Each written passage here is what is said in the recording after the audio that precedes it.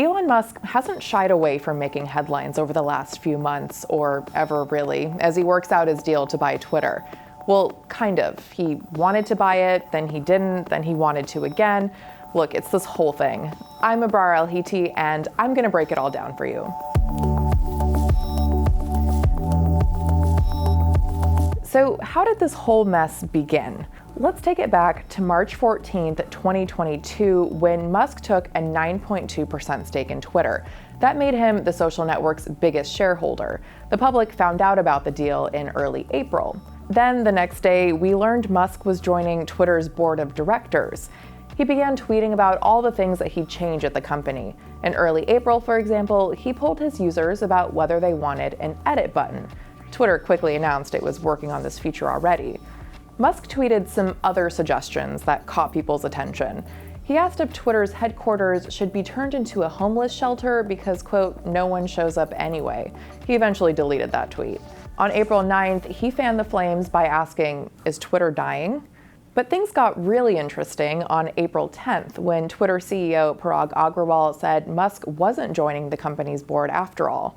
Agrawal shared in a tweet, quote, Elon's appointment to the board was to become officially effective April 9th, but Elon shared that same morning that he will no longer be joining the board. Some speculated this could mean Musk was actually looking to buy the company. See, as part of his agreement to join Twitter's board, Musk pledged to cap any investment in Twitter at 14.9% while serving a 2-year term. But now that the agreement had been scrapped, he was free to keep adding to his stake. And that turned out to be true. On April 25th, Musk agreed to buy Twitter for $44 billion, taking it private. Twitter's board of directors unanimously approved the deal in late April, and in June recommended shareholders also approve the sale. In a letter to investors included in the SEC filing, the board said it, quote, determined that the merger agreement is advisable. But there was drama brewing. In May, the deal was put on hold. Musk threatened to back out if Twitter couldn't prove that less than 5% of accounts on its platform were bots. He accused the company of, quote, actively resisting and thwarting his right to information about the number of bots on the site.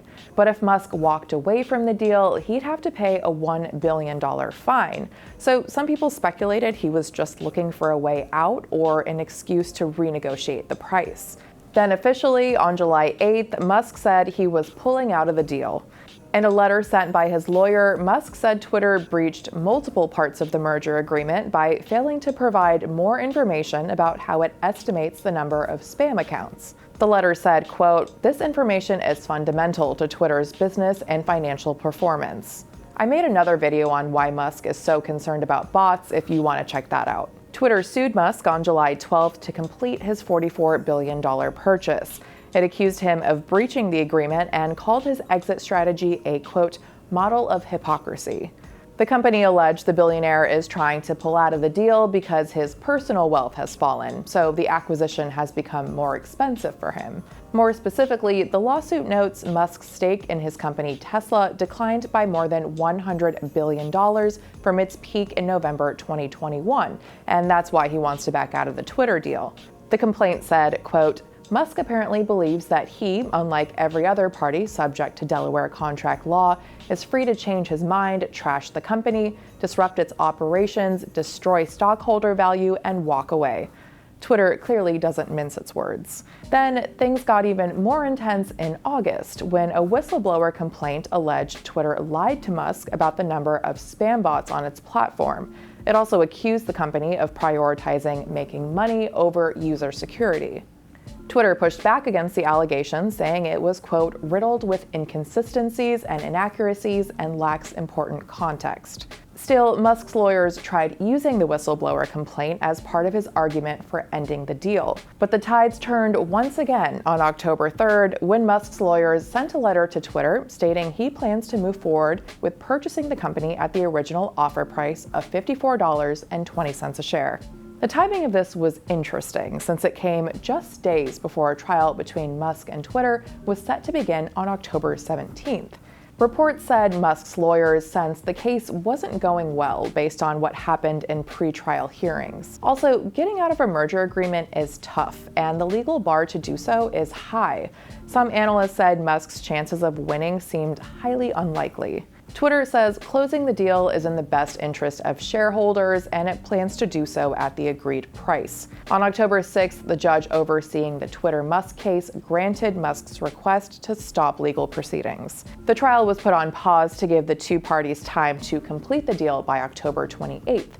If they don't, then a trial will take place in November. Goodness, that was a lot. Now, not surprisingly, all this back and forth has led to uncertainty about Twitter's future. People have mixed feelings about Musk. He has his fans, and then there are the people who aren't so crazy about him.